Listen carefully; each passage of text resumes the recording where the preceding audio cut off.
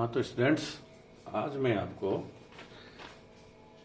Thermodynamics के प्रथम नियम के अंतर्गत गैसों का प्रसार्य कार्य के बारे में बताऊंगा। Work expansion of gases. जब गैस प्रसारित होता है तब आयतन में वृद्धि होती है। ऐसी स्थिति में गैस पारिपार्श्विक पर कार्य करती है और यदि गैस के आयतन को कम कर दिया जाए तब पारिपार्श्विक गैस पर कार्य करता है। ये ध्यान रखना। गैसीय तंत्र के प्रसार से उसके आयतन में वृद्धि होती है, जिससे तंत्र को दाब के विरुद्ध कार्य करना पड़ता है। यहां जो दाब होगा, जिसने बताया था कार्य किसके बराबर होता था, कार्य इक्वल टू होता है अपना तीव्रता गुणांक और धारिता गुणांक। ठीक है, तो यहां जो दाब होगा वो तीव्रता गुणांक होगा। ठीक है, पारिपार्श्विक में उत्पन्न इस कार्य को प्रसार्य कार्य कहते हैं। इसे दाब आयतन कार्य भी कहते हैं, क्योंकि बाह्य दाब के विरुद्ध आयतन में वृद्धि होती है। अब इसकी गणना कैसे करेंगे प्रसार्य कार्य की,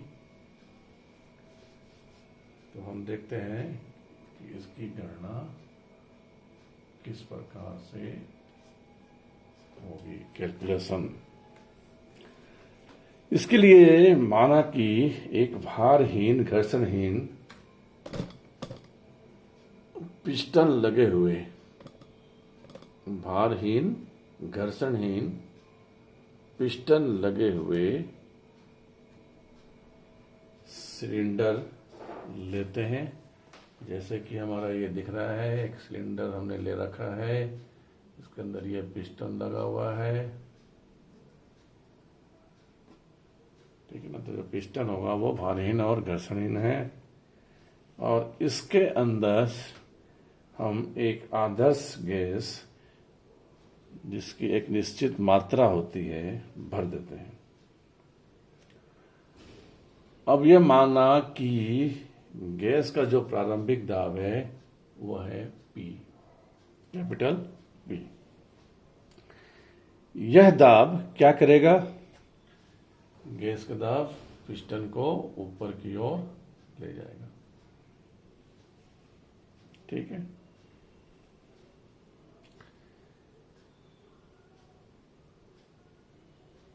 पिस्टन को प्रारंभिक स्थिति में लाने के लिए या संतुलित करने के लिए हम बोल सकते हैं, यहां पर क्या करेंगे, हम बाह्य दाब का उपयोग करेंगे। ये है आपका बाह्य दाब। बाह्य दाब कहां से प्राप्त हुआ, बाह्य बल से। ठीक है, तो पिस्टन को प्रारंभिक स्थिति लाने के लिए या उसको संतुलित करने के लिए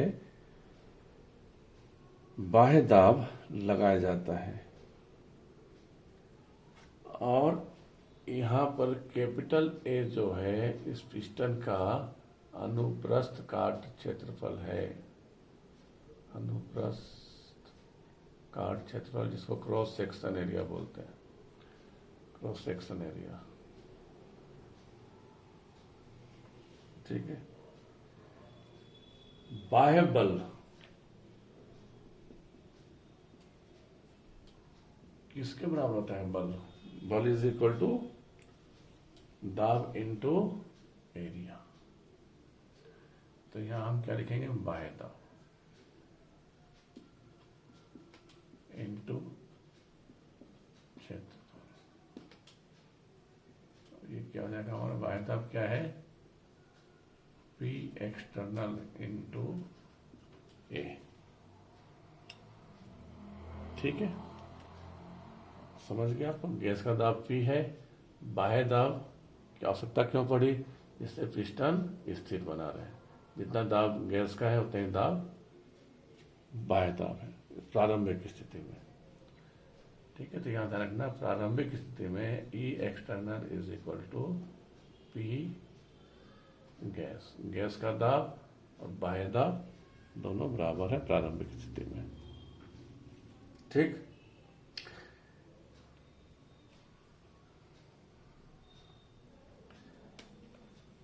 अब यदि प्रतिरोधी दाब या बाह्य दाब को अत्यंत सूक्ष्म की बात करें तो क्या लिखेंगे हम यहाँ पे डी पी, अत्यंत सूक्ष्म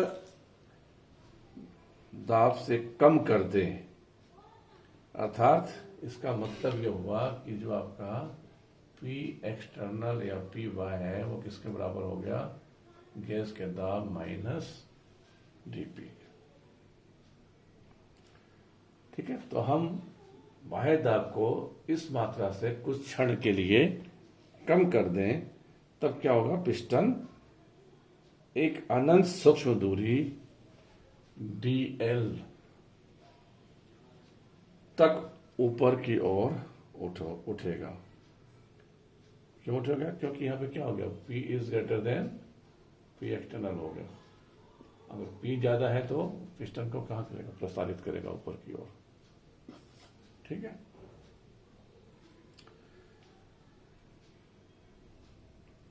अर्थात गैस अनंत सूक्ष्म कार्य पारिपार्श्विक पर करेगा।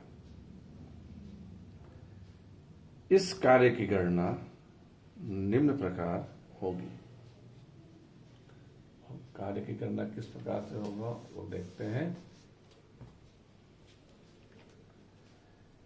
तो कार इज इक्वल टू क्या होता है, बल इंटू डिस्टेंस, मतलब वाय बल हो गया यहाँ पे, और दूसरा विस्थापन या तय की गई दूरी, इसको हम यूं लिख सकते हैं F इंटू DL। तय की दूरी क्या है हमारी, DL है। और दाब इक्वल टू क्या होता है, सॉरी बल इक्वल टू क्या होता है, दाब इंटू क्षेत्रफल। तो ये F इक्वल टू यहां से हम देखेंगे इसके बराबर है P external into A into DL। ये बल के बराबर हो गया P external into A। Okay, अतः गैस द्वारा किया गया कार्य जो है उसको हम dW से व्यक्त कर रहे हैं। dW से व्यक्त क्यों कर रहे हैं, क्योंकि जो आयतन में वृद्धि है वो भी क्या है, अत्यंत सूक्ष्म है। आयतन में अत्यंत सूक्ष्म वृद्धि हो रहा है तो कार्य भी हमारा अत्यंत सूक्ष्म होगा, तो इसको हम dW से व्यक्त करेंगे। तो dW का मान क्या हो गया, P external into A into DL। P external किसके बराबर था, हमारा था P माइनस DB के बराबर। जब भी प्रसार कार्य हुआ, सॉरी P माइनस DB के बराबर, जब इतनी मात्रा में हम कम कर देते हैं तभी प्रसार होता है। और इसके साथ क्या होगा, A into DL into A into DL। ये किसके बराबर हो गया, P minus DP into DB। आयतन में अत्यंत कम वृद्धि या सूक्ष्म वृद्धि कैसे हो गया, एरिया इंटू डिस्टेंस या लेंथ किसके बराबर होता है, वॉल्यूम, आयतन के बराबर होता है। तो A इंटू DL की जगह हम क्या लिख सकते हैं, DB लिख सकते हैं। और P DB minus DP DB, क्योंकि आयतन में अत्यंत सूक्ष्म वृद्धि हो रही है और DP भी अत्यंत सूक्ष्म दाब है, जिसको हम नगण्य मान सकते हैं या नेग्लेक्ट कर सकते हैं। तो हमारे पास कुल मिलाकर डी डब्ल्यू इक्वल टू क्या प्राप्त हो गया, पी डी वी, दाब, आयतन, कार्य।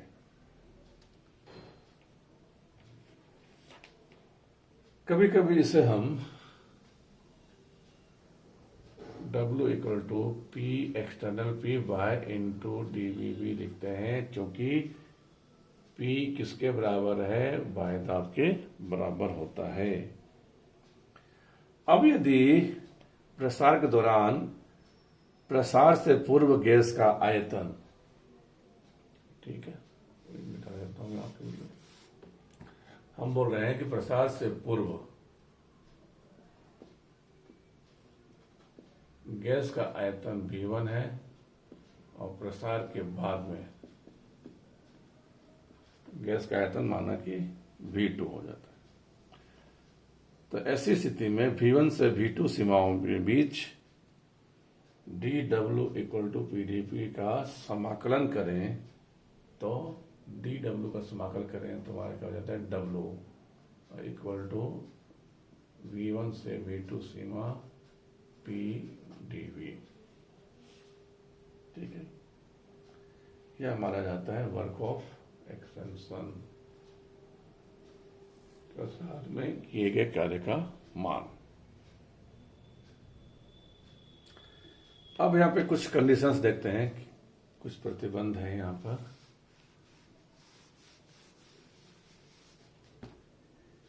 पहला, जब बाह्य दाब स्थिर हो। फर्स्ट हम देखते हैं कि जब P एक्सटर्नल जो है वह स्थिर हो, तो ऐसी स्थिति में क्या होगा। जब P स्थिर है मतलब कांस्टेंट राशि है, तो W इज इक्वल टू, इसी इक्वेशन से लेते हैं हम V1 से V2 PdV। P अगर स्थिर लेते हैं तो क्या हो जाएगा, P हमारा इंटीग्रल के बाहर जाएगा, यहाँ V1 से V2 और ये हो जाएगा dV। अर्थात इसको अगर हम सॉल्व करेंगे तो आएगा P V2 माइनस V1, और इसको हम क्या लिखते हैं, P del V, V2 minus V1 को हम लिखते हैं डेल V। तो इस प्रकार से हमारा ये इक्वेशन प्राप्त होगा। कब, जब हमारा P बाह्य स्थिर हो। दूसरा कंडीशन है जब बाह्य दाब शून्य हो। अब हम बात करते हैं कि जब P एक्सटर्नल जो है वो 0 हो या शून्य हो, तब गैस का प्रसार निर्वात के विरुद्ध होगा। निर्वात का नाम क्यों ले रहे हैं हम, निर्वात में भी जो बाह्य दाब है वह शून्य होता है, तो हम दाब को शून्य कर देते हैं, इसका मतलब निर्वात की स्थिति है। तो इसका तात्पर्य हुआ कि गैस का जो प्रसार हो रहा है वो निर्वात के विरुद्ध होगा, अर्थात गैस द्वारा कोई कार्य नहीं किया जाता है। इस प्रकार के गैस प्रसार को मुक्त प्रसार कहते हैं। समझ गए। जब हम P0 लेते हैं, अगर हम यहाँ पे P इसको 0 कर दें तो W इक्वल टू क्या हो गया, 0 हो गया, ठीक है। तो कोई कार्य नहीं होगा, नहीं किया जाता है। अगला हम लेते हैं कंडीशन समआयतनिक प्रक्रम के लिए। जब कोई प्रक्रिया समआयतनिक हो,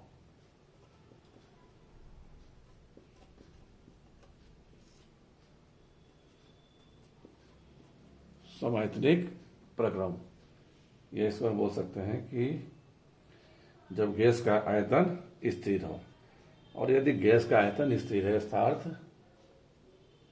आयतन स्थिर तभी होगा जब V1 इक्वल टू V2 के बराबर होगा, और ऐसी स्थिति में जो आयतन में परिवर्तन dV है वो क्या हो जाएगा, 0,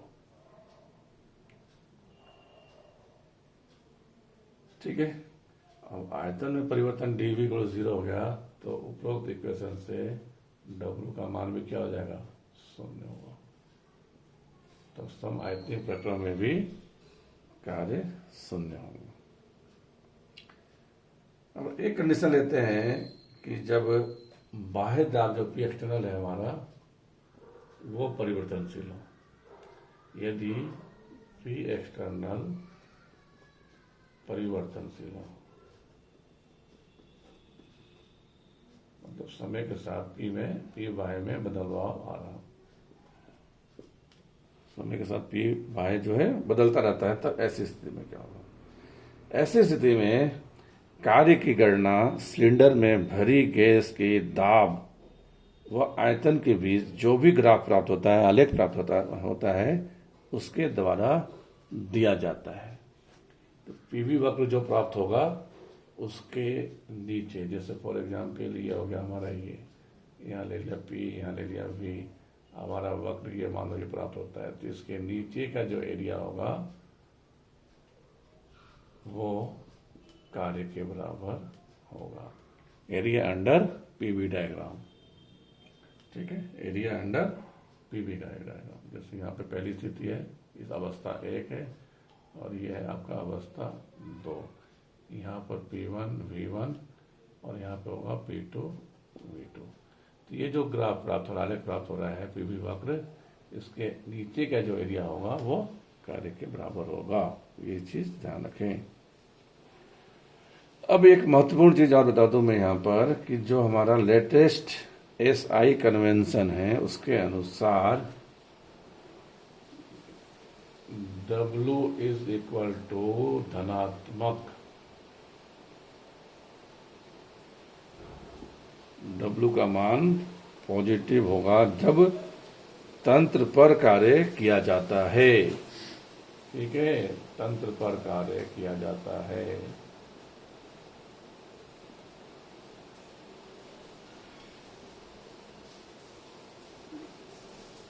और W ऋणात्मक होगा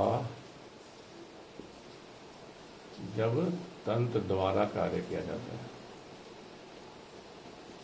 तंत्र द्वारा कार्य किया जाएगा। तंत्र द्वारा कार्य कहाँ किया जाएगा? पारिपार्श्विक पर किया जाएगा।